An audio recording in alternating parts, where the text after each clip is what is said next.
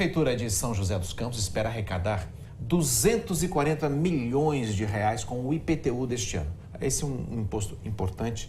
Por quê? Porque ele serve para que a cidade possa crescer, ter dinheiro, poder bancar os investimentos na cidade. E já tem morador pagando esse tributo. E os moradores investem esperando algo de volta, né? Só que alguns bairros de São José dos Campos tem morador que está reclamando que não tem visto retorno, não. Andar por aqui com um carrinho de bebê é um desafio. Olha o esforço que a Aline faz para chegar e sair de casa com o filho, que tem 1 ano de idade. O bebê, o carrinho é muito ruim para descer, para subir, né? O carrinho não passa direito por causa dos buracos. Segundo os moradores, o asfalto chegou ao bairro Chácaras Araújo há 4 anos, mas essa rua não foi contemplada. Aqui só não está pior porque a população colocou concreto na rua. Quando não tinha, não descia carro, porque a chuva fazia uns buracos muito grandes e aí não tinha condição de sair, né? Mesmo com as más condições da rua, o carnê do IPTU chegou em dia. O Imposto Predial Territorial Urbano deve ser revertido para melhorias no bairro. Mas pergunta se isso acontece aqui. Aqui não está sendo revertido. Aqui eles simplesmente deixaram, né, a gente a ver, né, ficou sem o asfalto e estamos aqui nessa situação. A Constituição Federal determina que os valores arrecadados com impostos, como IPTU, por exemplo, sejam repassados da seguinte forma: 25% para a educação, 15% para a saúde, 60% para outros gastos, como obras de infraestrutura. No ano passado, a Prefeitura de São José dos Campos arrecadou 219 milhões de reais com IPTU. A Elaine, que mora no bairro Santa Júlia, está em dia com a Prefeitura. Olha o IPTU, R$ 221,64. Só que ela está vendo pouco retorno desse dinheiro no bairro. Não vejo.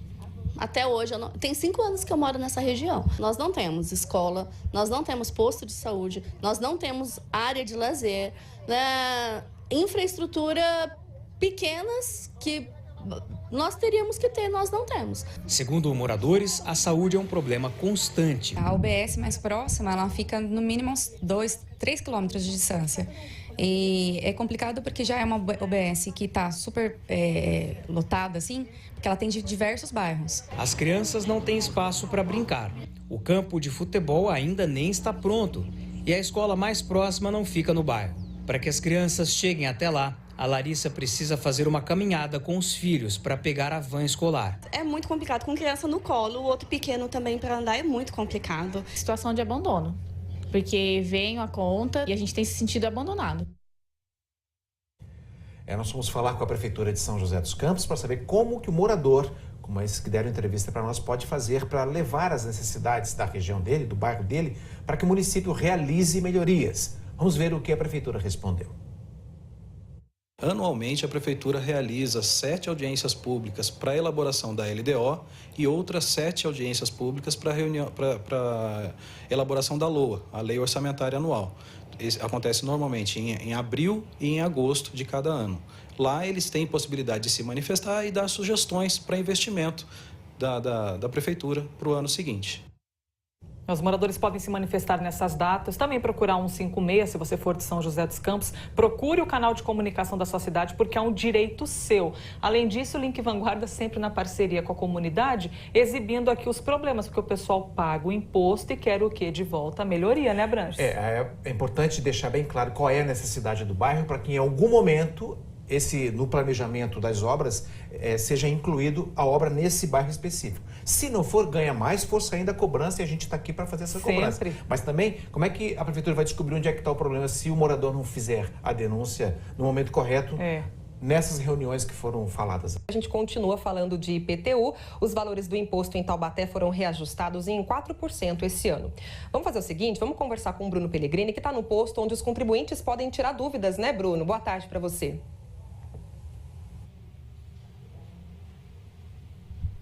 Isso mesmo, boa tarde para você, Thalita, boa tarde para todo mundo. Você falou do reajuste aí, né? Ficou um pouquinho acima da inflação registrada em 2018, que foi de 3,75%. Então o reajuste Taubaté esse ano foi de 4%. 120 mil carnês estão sendo entregues pela Prefeitura. A expectativa de arrecadação é de quase 100 milhões de reais. Agora a gente vai dar um detalhe importante, porque olha, O carnê, se ele não chegar até a casa do morador, por exemplo, porque o morador trocou de endereço, mas não atualizou esse cadastro na prefeitura, ele pode vir até esse posto de atendimento onde nós estamos aqui para fazer a retirada do carnê do imposto, tá? A gente está aqui num posto de atendimento que fica na Praça da Eletro, bem conhecido aí como referência para as pessoas. Vamos lembrar também que são 4 agências bancárias, casas lotéricas e também 2 estabelecimentos comerciais credenciados para a prefeitura para fazer o pagamento do carnê do IPTU.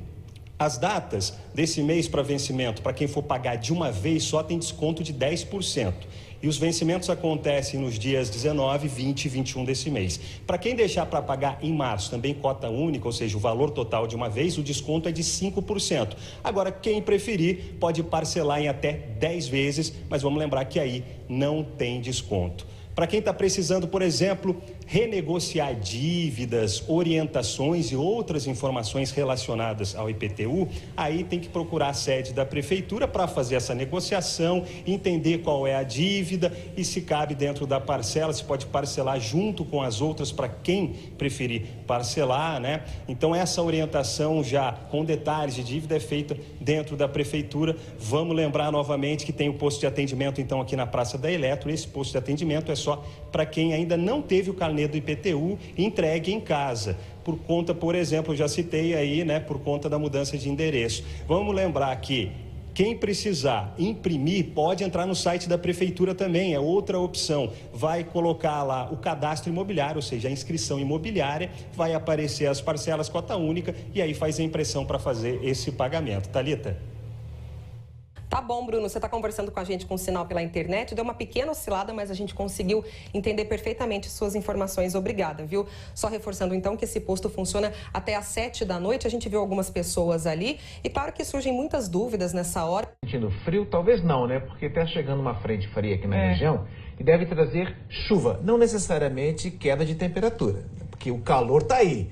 Mas chuva, muita chuva, principalmente para o litoral entre hoje e amanhã. Quem mora em áreas de risco, então deve ficar atento. Né? A chuva vai trazer um refresco, mas ao mesmo tempo preocupação para quem está nessas áreas. A gente conversa ao vivo com a Vanessa Vantini, que está no CEMADEM, é o Centro de Monitoramento de Desastres Naturais em São José dos Campos. Oi, Vanessa, boa tarde. Olá, boa tarde, Elisa, boa tarde a todos. Isso mesmo, já tem a previsão, então, que essa frente fria está chegando aqui para a nossa região, deve trazer chuvas mais fortes e há esse alerta, então, principalmente para amanhã. A gente está com um dos pesquisadores aqui do CEMADEM que vai explicar melhor para a gente o que deve acontecer, né? Muitas pessoas estão recebendo esse alerta de chuva mais intensa. Hoje à tarde já começa a mudar um pouquinho e isso começa a se intensificar. Explica um pouquinho o que as pessoas podem esperar. Olha só, tem essa frente fria que está chegando hoje, já como você falou, agora à tarde, essa frente fria chega e intensifica as chuvas. Então, o período mais crítico, ele começa agora à tarde, se estende pela noite e madrugada até amanhã de manhã. Depois, ao longo do dia de amanhã, a chuva deve diminuir. Mas mesmo com a diminuição da chuva, em função do grande volume, ainda há risco. Então, a gente emitiu um boletim extraordinário, justamente chamando atenção para esse risco. Vamos tentar mostrar ali no mapa certinho. É para a nossa região, realmente, né? O nosso litoral também deve receber bastante chuva. Exatamente, principalmente o litoral, onde os volumes de chuva devem ser maiores. Então, a gente tem aqui no mapa, a gente pode dar uma olhadinha. Nesse boletim extraordinário que a gente emitiu, as cores aqui indicam o nível do risco. Então, aqui onde está em vermelho, ó, o Vale do Paraíba, Litoral Norte, é a região com risco alto. Risco de quê? Risco geohidrológico. O que é isso? É risco de movimento de massa. O que é movimento de massa? É deslizamento de terra. Então, é encostas que deslizam, podem deslizar em cima de casas ou em rodovias. Então, entre essa tarde e amanhã de manhã, muita atenção nas rodovias e as pessoas também. Quem mora nesses locais, né? Qual que é a orientação? O que a gente pode passar até com relação a essas informações que estão disponíveis? Pois é, a orientação, a primeira coisa é você procurar saber se você mora ou não numa área de risco. E se você está numa área de risco, qual é esse risco? É o risco geológico, ou seja, de deslizamento de massa, da sua casa descer, porque você mora numa encosta que tem risco de deslizamento, ou o risco de uma inundação, de um rio que está próximo da sua casa, que pode subir e inundar a sua casa. Então, a partir do momento que você sabe disso, você tem que tomar as medidas necessárias. Então, para saber, você pode se informar com a Defesa Civil e também para saber as medidas a serem tomadas, você pode se informar com a Defesa Civil. Hoje em dia tem aquele alerta da Defesa Civil, muita gente recebe inclusive pelo celular a informação. Essa informação é a mesma casada com a informação de vocês, é isso? A Defesa Civil recebe os nossos alertas. Esses alertas vão para o Centro Nacional de Gerenciamento de Desastres, lá em Brasília. Dali, ele é distribuído para as defesas civis. Então, com essa informação em mãos, com informação dos centros de meteorologia, a Defesa Civil, então, emite esses alertas de SMS.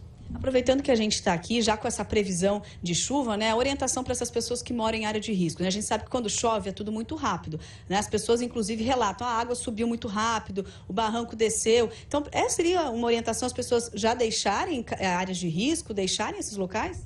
Seguir a orientação da Defesa Civil, tem algumas áreas de risco muito alto que às vezes você já precisa desocupar com mais antecedência. Em outras áreas você pode ficar monitorando a chuva, por exemplo, né? Se ela está chegando e quanto que está chovendo. Isso você pode fazer no site do CEMADEM. Tem um mapinha aqui também que a gente pode mostrar onde tem os pluviômetros, né? Aqui o mapinha, ó. Mapa do Brasil com pluviômetros. Tem milhares de pluviômetros em áreas de risco de todo o Brasil, inclusive na nossa região. Então você pode saber a cada 10 minutos o quanto que está acumulando de chuva. E a Defesa Civil pode te informar qual é o limiar, a partir de quanta chuva você está em risco. Então se você acompanha quanto está chovendo, por exemplo, 50 milímetros, a hora que chegar em 50 milímetros, você sabe que você precisa sair de casa, precisa tomar alguma medida que você já tenha sido orientado antes a fazer.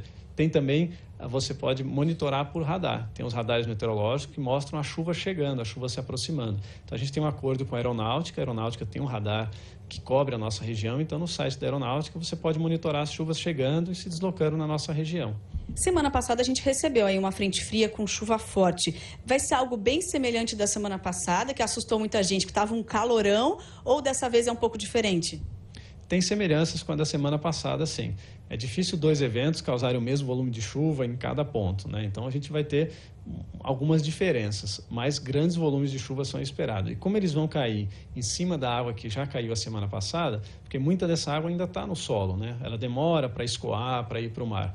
Então, mesmo que chova a mesma quantidade da semana passada, o risco essa semana é muito maior. E ainda tem a chance de chover mais em alguns pontos. Por isso que o risco essa semana é... Começamos essa edição do Link Vanguarda, mais uma vez falando de acidente grave em uma rodovia importante da região, Nelise. Infelizmente, né, Abrantes? Funcionários que trabalhavam em uma obra na rodovia Fernão Dias foram atingidos por um caminhão hoje de madrugada. Um homem morreu e outros 3 ficaram feridos. O acidente foi no quilômetro 43 da Fernão Dias, em Atibaia. Essa carreta, que vinha de São Paulo, furou a sinalização e atingiu a equipe de uma empresa que prestava serviços para a concessionária da rodovia. Os funcionários tinham terminado um trabalho de pintura de faixas aqui na Fernão Dias, estavam prestes a liberar a pista quando foram surpreendidos pela carreta. Um homem de 24 anos que ajudava a recolher os cones de sinalização morreu na hora. Outros 3 funcionários tiveram ferimentos leves e foram levados para a UPA de Atibaia. O motorista da carreta saiu ileso. Ele contou para a polícia o que aconteceu. Tinha um veículo na frente dele que estava trafegando com uma velocidade muito baixa. E ele fez uma conversão para fazer uma ultrapassagem.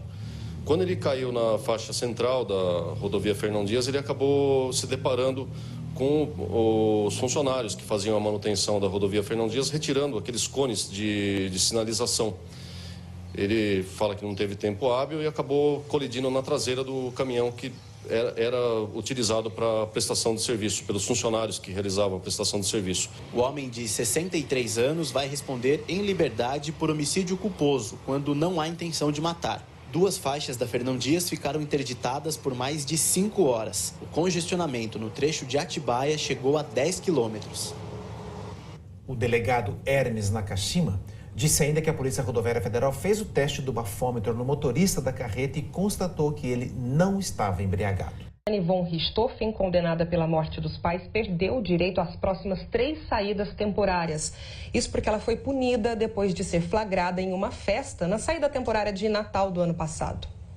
No dia 22 de dezembro, Suzane deixou a penitenciária feminina 1 de Tremembé logo pela manhã.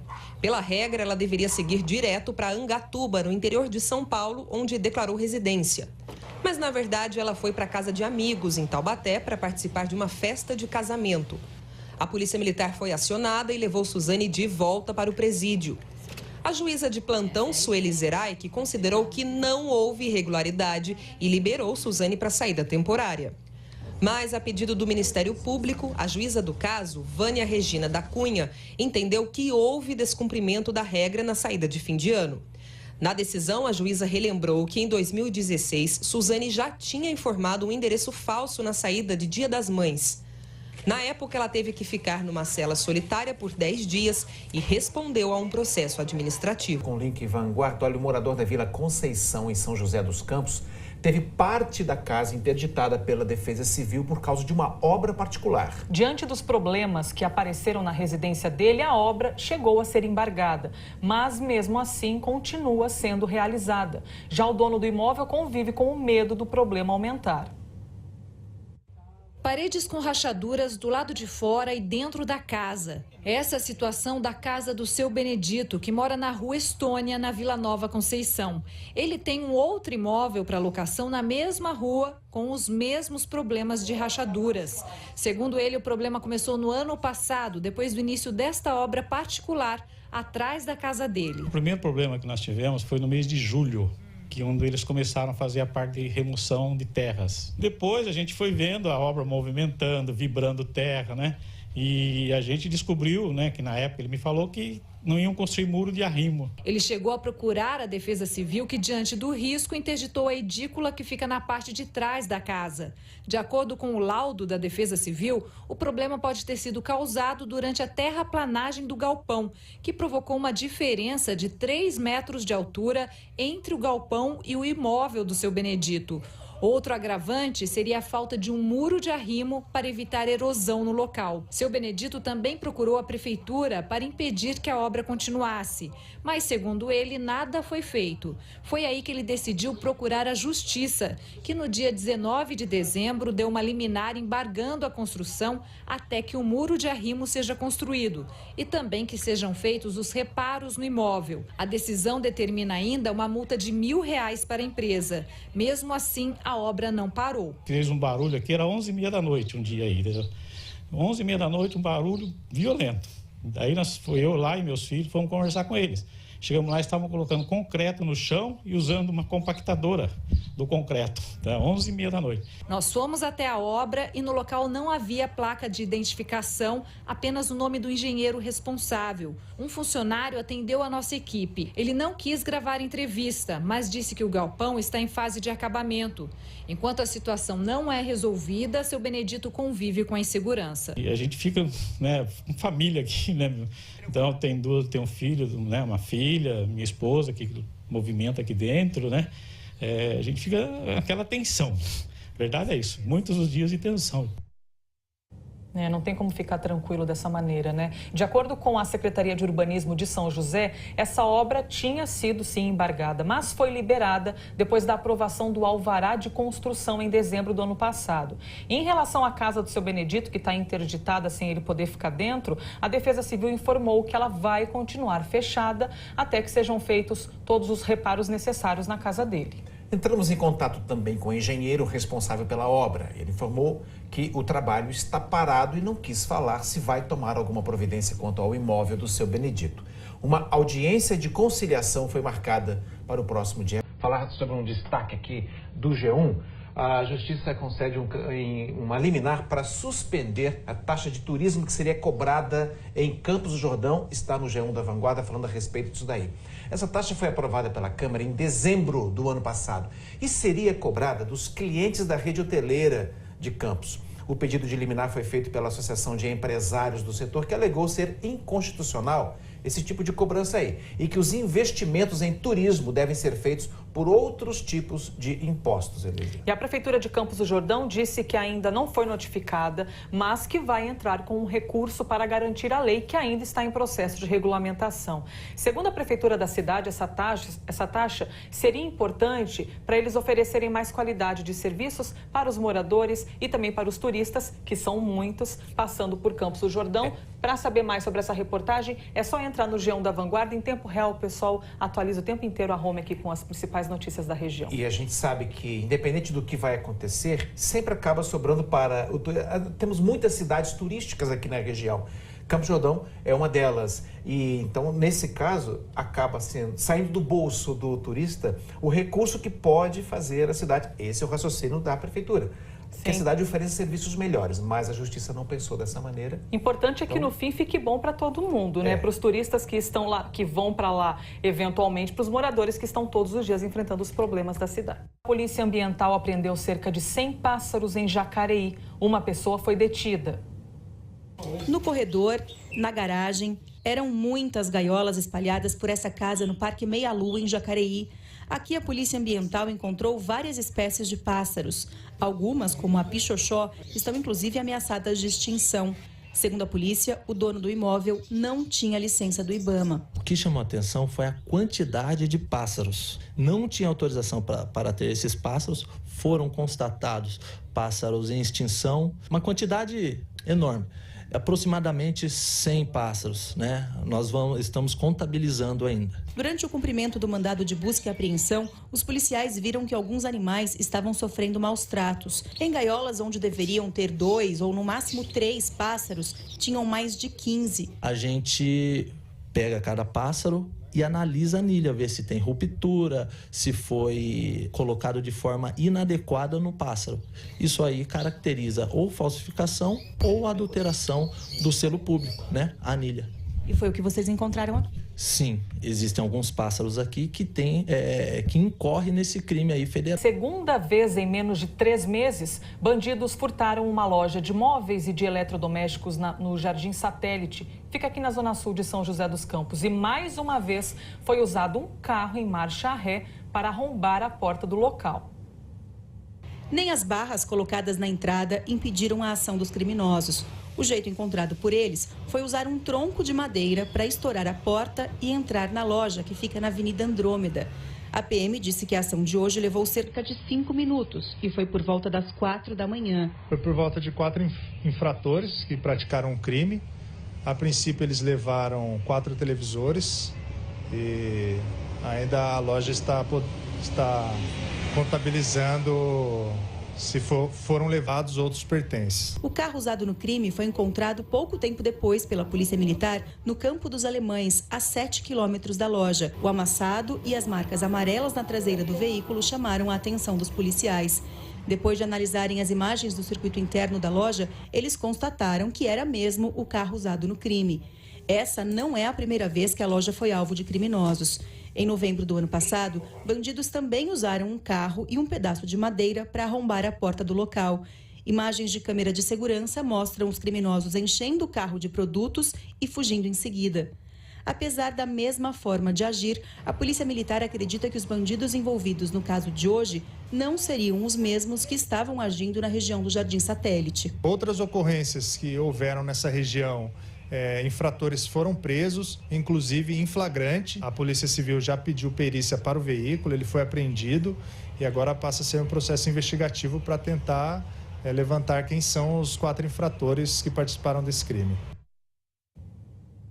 Segunda vez em menos de 3 meses, né, Abrantes? E cada vez mais, essa região de São José, é importante a gente falar aqui com você a respeito desse detalhe, porque nós procuramos a loja 100, que foi o alvo dos criminosos, mas ainda não tivemos retorno. Agora, Elis, a gente sabe que essa região da cidade vem repetidamente sofrendo com crimes dessa maneira. Sim. Então, eles estão revendo a estrutura de segurança das portas, colocando grades, colocando uma série de coisas, colocando pilares na frente. Mesmo assim, a gente viu nessa imagem resgatada do arquivo do Link Vanguarda como que eles agem. Então, eles já estão buscando uma outra maneira de colocar portas com outras treliças que impeçam esse tipo de ação. Vamos ver até quando vai isso daí. Né? E é natural que os outros comerciantes dessa avenida também fiquem preocupados. Você que não é de São José não sabe, a Avenida Andrômeda é muito movimentada, está cheio de comércio ali em volta. E passar por isso pela segunda vez... Vou mudar de assunto porque tem participação de Tremembé no Meu Bairro no Link. A sugestão veio da Alessandra Santos, que é essa moça que aparece aqui na foto, que disse o seguinte, que todo dia leva o filho para a escola,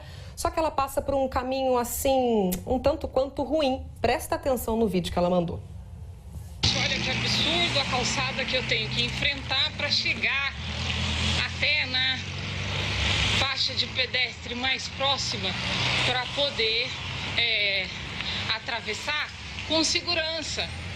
Imagina que horror, olha que calçada horrível. Isso é uma calçada? Isso é um absurdo, vocês não acham? Olha aqui, bem na frente da faixa de pedestre, olha o que eu encontro, que legal. Tá vendo? Olha que obstáculo legal, aqui dá de frente para onde? Para a faixa de pedestre que eu preciso atravessar agora. Olha que absurdo.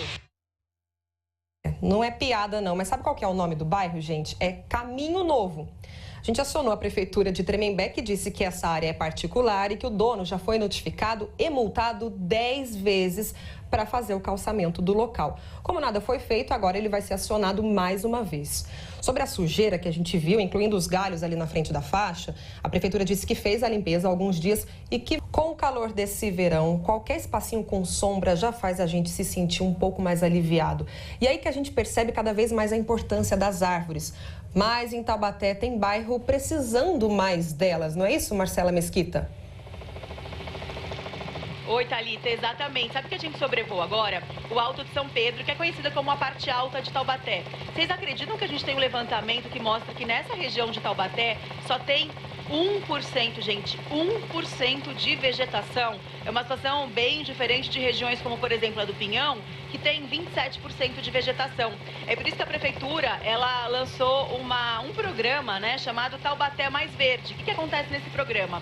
O morador que quiser pode solicitar a doação de mudas. A Prefeitura vai dar até 15 mudas por pessoa. Quem tiver interesse tem que ir até o setor de protocolos da Prefeitura, que fica no centro da cidade, e aí fazer o pedido para essa solicitação, na verdade, né, de doação de mudas. Mas uma coisa assim que eu sugiro, gente, às vezes plantar árvore é uma ideia super bacana, você está cheio de boa intenção no coração, mas pode acabar fazendo uma certa besteirinha. Por quê? Porque não é todo tipo de árvore que você pode sair plantando por aí. Às vezes você está na boa intenção, pega uma muda, planta na calçada da sua casa, depois você vai ter dor de cabeça, porque a espécie pode não se adaptar direito, às vezes a raiz cresce muito, estoura a calçada e tem aquele monte de problema que a gente já está cansado de falar. Então a minha sugestão é, beleza, Taubaté está precisando sim que o pessoal plante árvore, mas antes de sair fazendo isso, procura a Prefeitura, procura a Secretaria de Meio Ambiente para saber que tipo de espécie você pode plantar e onde você pode plantar, porque não é porque está precisando que a gente pode sair por aí plantando onde a gente acha que tem que plantar. Então a minha sugestão é procurar a Prefeitura para saber direitinho o que pode ser plantado e principalmente onde pode ser plantado para que a cidade sim fique mais verde, mas que tudo fique dentro de um certo controle para que não tenha nenhum tipo de problema para a cidade também, né, Thalita? É importante deixar isso bem claro. Sim, é isso mesmo, Marcela. E lá no setor onde a pessoa interessada, né, faz a solicitação da muda, a própria prefeitura já fala das regras, já repassa com o morador o que pode e o que não pode ser feito. E o interessante é que a prefeitura disse que vai priorizar os locais, os bairros onde não tem tanta árvore. Então o pessoal da parte alta aí de Taubaté que está assistindo a gente já fica o estilo. Estamos de volta e agora para o alto de novo. O Vancop sobrevoa Via Dutra. Oi, Abranches, olha que notícia boa, aqui a Dutra super tranquila. À direita do vídeo, vocês veem o sentido São Paulo, à esquerda do vídeo, o sentido Rio de Janeiro. Tem movimento, claro, até porque a Dutra nunca tá vazia, né? Mas o movimento é um movimento normal para o horário, enfim, a gente não vê nenhum tipo de congestionamento. Também, o mais importante, não tem registro de acidentes. Comecinho de tarde de terça-feira tá bem tranquilo aqui na região do Vale do Paraíba. Agora a gente vai aproximar um pouquinho, porque a gente tá na Dutra em Taubaté, bem aqui, olha, na região também que passa a Carvalho Pinto. Então vamos aproveitar e observar como é que tá essa outra estrada que corta a nossa região. Também a notícia é boa, movimento bem tranquilo, sem pontos de lentidão ou de congestionamento e nem de acidente também na Carvalho Pinto. Quero dar um alerta para quem passa pela Dutra, mas no sentido ali na altura de Lorena, perdão, no sentido São Paulo, tem obras de pavimentação de uma alça de acesso ali pertinho do trevo do quilômetro 51. Então, quem vai passar pela Dutra, na região de Lorena, é bom ficar atento. A nova Dutra diz que está tudo sinalizado, está tudo ok, mas é sempre bom a gente dar esse alerta para que você se programe e saia um pouquinho mais cedo, né, de casa, para que não tenha nenhum tipo de problema e que você chegue ao seu destino com tranquilidade. De esporte, Ana. Futebol agora. O Bragantino enfrentou o Palmeiras ontem pelo Paulistão e perdeu. Jogando no Pacaembu, o Palmeiras partiu para cima e logo aos 7 minutos abriu o placar com Dudu.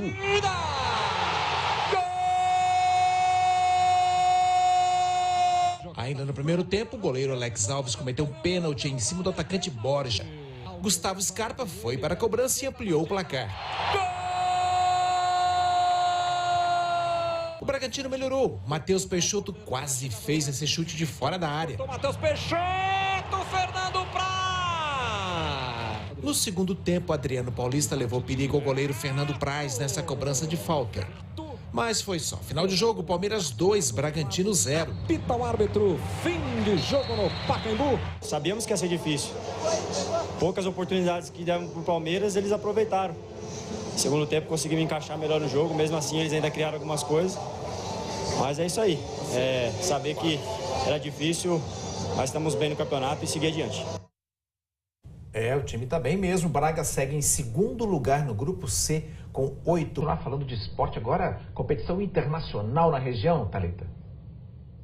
Pois é, Abranches, o vôlei Taubaté tem a chance de iniciar nesta terça-feira uma carreira de conquistas internacionais. E olha que bacana, bem pertinho da torcida, que começam hoje no ginásio do Abaeté as semifinais da Libertadores da América de vôlei masculino. E a rodada é dupla. Olha só, às 7 horas a gente tem o SESI São Paulo contra o Sesc Rio. Jogão, hein? E depois, às 9 da noite, a gente tem o Taubaté enfrentando o Bolívar, um time da Argentina. Jogaço imperdível para a torcida. Os dois vencedores das semifinais vão decidir o título amanhã, às 7 da noite. E é claro que a gente vai trazer todos os detalhes aqui no Link Vanguard. Não faz bem para a saúde, mas já tem muita gente se preparando para o carnaval. E não é só a galera que curte festa não, viu? Aqui em Taubaté, quem produz roupas e fantasias está trabalhando bastante. Bem-vindo a esse mundo de fantasias infantis. Para a menina que sonha em ser uma princesa, uma sereia, ou para o menino que adora fazer o papel do herói. No ateliê da Lara, a confecção vai dos pés à cabeça. E o carnaval traz muitos clientes. A festa é em março, mas para estilista, o trabalho começou há 4 meses. Desde outubro, novembro, a gente já começa a pegar, principalmente as mães que querem essas roupas mais diferentes, já pedem com antecedência. Aí agora, mais pertinho, a gente começa a pegar os mais comuns, né? Que a gente consegue produzir mais rápido e a demanda aumenta muito nessa época. A gente chega a fazer 60, 70 fantasias aí na última quinzena, próximo ao carnaval. A gente aumenta aí pelo menos uns 50% a mais do que a gente já faz normalmente. Pelo menos. E quem também ganha com as encomendas da Lara é essa costureira. Ela tem seu próprio negócio, mas nessa época presta serviço para estilista. Para mim, cerca de 80% a mais. Entendeu? Que ela leva para mim terceirizar, fazendo essa parceria com ela. Como eu disse, enriquece bastante o meu trabalho e tem essa porcentagem a mais do que nos meses comuns do carnaval. Aqui a produção é personalizada, ou seja, de acordo com a imaginação dos pais e filhos, em seus mínimos detalhes. E uma fantasia aqui custa, em média, R$160. Olha aí o Ítalo, experimentando a sensação de parecer um herói. De Capitão América. O filho ficou feliz e a mãe também. Saiu do jeitinho que ela queria. Você vai na loja, tudo é igual. Vai no carnaval, as crianças todas com a mesma fantasia. Daí, encomendando com a Lara, ela sempre dá um tchan na fantasia. Sempre dá aquele diferencial, assim. Nessa loja, estampar a folia é o trabalho da vez. A produção de abadás para o carnaval ou camisetas personalizadas começou no início do ano. Até agora, 1.200 peças foram entregues. Mas até março ainda tem muito serviço para o bloco dos funcionários. Nesse período a gente acaba entrando um pouco mais cedo, saindo um pouco mais tarde, fazendo uns horários aqui, né? Para poder atender a todo esse folião que aparece aí de última hora. Comparado aos outros anos, no que se trata de carnaval, a gente está vendo uma procura maior aí. Então eu estimo em torno de 20% a 30% voltado para o aspecto de carnaval. Seja com uma camiseta ou com fantasia, a maior festa popular do Brasil está movimentando a economia e a imaginação. Ah, que belezinha, a criançada adora, todo mundo gosta de carnaval, tanto que às vezes o pessoal nem se importa de gastar mais um pouquinho, né? O preço médio das camisetas. Aliás, você costuma anotar todos os seus gastos? Porque a gente tem que se planejar, né? Mesmo sabendo que a gente tem que pagar IPTU todo ano. Uma pesquisa apontou que 60% dos brasileiros têm esse costume de anotar os gastos. Aqui em Taubaté tem morador que faz isso há anos e garantiu pra gente que isso ajuda e muito a manter as finanças em dia. Números. Quando eles crescem demais, aumenta também nossa preocupação, né? Para não se perder nas contas, o Edson vai anotando tudo, nos mínimos detalhes. É a fórmula que ele encontrou para deixar as finanças no azul. Anoto tudo que é feira, compra, roupa, de repente a minha lanchonete, a cervejinha, tudo que a gente for gastar, no mínimo detalhe, um pastel, um pão, está lá guardado, está lá contabilizado. Esse controle é para mim saber realmente tudo que eu ganho, tudo que eu gasto. Na agenda ele divide os custos em fixos e variáveis. O ex-metalúrgico faz isso desde que se aposentou, há 5 anos. É assim todo dia. O Edson tira de 10 a 15 minutos para colocar tudinho no papel. E assim como ele, 63% dos brasileiros também analisam mensalmente os ganhos e custos. É o que aponta uma pesquisa feita em 2018 e divulgada pelo SCPC e a Confederação Nacional de Dirigentes Lojistas. Ainda de acordo com o levantamento, para fazer esse controle financeiro, o caderno continua sendo a ferramenta mais usada. E com essa organização, o Edson consegue criar uma reserva para investir ou pagar aquelas velhas despesas do início do ano. Eu consigo verificar, pagar minhas contas de PVA, de IPTU e, com certeza, conseguindo pagar à vista, eu tenho um desconto aonde eu também estou economizando meu dinheiro. Esse economista do NUPES diz que a crise obrigou muitas pessoas a fazerem um controle financeiro. Mas para quem tem renda variável, fica mais complicado. E segundo ele, quase metade dos taubatianos não tem carteira assinada. Os trabalhadores que não têm carteira assinada ou não são funcionários públicos, que têm uma renda variável, é importante trabalhar com um padrão de renda menor do que aquela de fato ele pensa que vai receber. E principalmente fazer uma reserva financeira, porque se um mês ele recebe um salário maior e outro um salário menor, naqueles meses que tem dificuldade, essa reserva financeira pode cobrir essa situação. De um jeito ou de outro, a melhor opção é não economizar nas anotações. O problema não está em quanto que a gente ganha, está exatamente no quanto que a gente gasta. Então nós precisamos de organização e planejamento para verificar para onde está indo o nosso gasto. Acho que esse é o essencial, o controle do gasto. Sim, planejamento é fundamental, a gente está sempre batendo nessa tecla, é igual pesquisa, né, que a gente sempre fala. Tenho que comprar material escolar, ótimo, vamos fazer pesquisa, vamos de loja em loja pesquisando o melhor preço. Com certeza o consumidor só. A gente estava falando aí da preocupação do alerta da chuva, né? E é justamente por causa de uma obra anti-enchente que hoje tem interdição aqui no trânsito de Taubaté. Uma rua do bairro Três Marias vai ficar fechada e quem vai trazer todos os detalhes para a gente é a Marcela Mesquita, ao vivo do Vancop. Oi, Marcela. Oi, Thalita, boa tarde para todo mundo. Olha, a gente sobrevoa aqui então essa interdição. Para que o pessoal de casa se localize, a interdição é na rua Brasilina Moreira dos Santos, bem na altura do cruzamento das ruas Joaquim Ferreira e Anselmo Mariotto. Essa interdição é necessária porque o pessoal está fazendo uma obra aqui no bairro para evitar alagamento, que o pessoal de Taubaté sabe, assim, o Três Marias sofre quando tem chuva forte, quando tem sempre alagamento por aqui, enfim.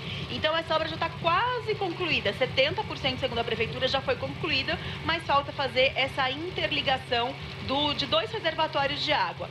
Para que esse trabalho seja concluído, é preciso então interditar a rua.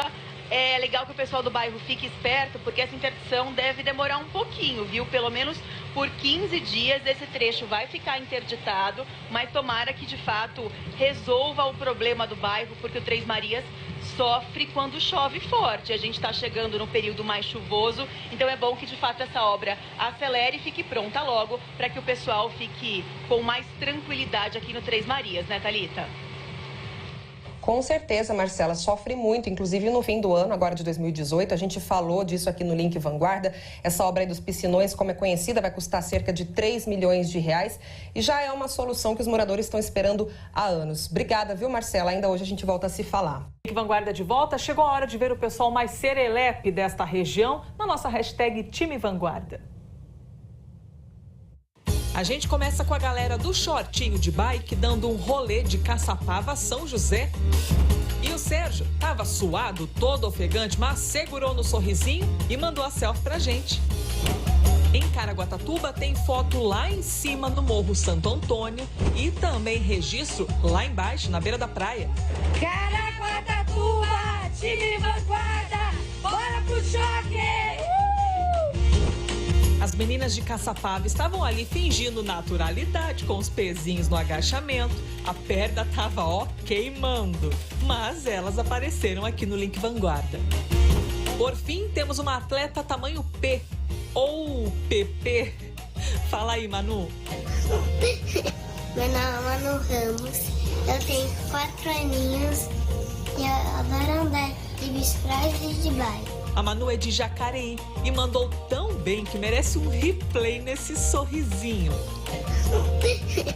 Participe você também do time mais sorridente da região. Hashtag Time Vanguarda. Ah, Manu, se a gente te encontra, a gente te agarra. Mas olha, Jacareí vive divulgando campeões de bicicross, viu? Ó, quem sabe ela vai ser uma. E ela faz umas aulinhas também com outras pessoas, assim, desse tamanho, que tamanho PP, sabe? Como ela, andando de bike. Ó, se você quiser conferir mais fotos e vídeos da hashtag Time Vanguarda, é só entrar no Globo Esporte da Vanguarda e rodar aqui. Olha aqui quanta gente feliz, animada. Tem gente com cavalo, tem gente na bike, dormindo aqui na boia, na piscina, tem de tudo aqui no nosso hall de imagens, como esta foto muito legal desse casal romântico pra caramba, se ajudando ali. Se beijando e fazendo ginástica, dando um beijo, né? É o romance na hora do exercício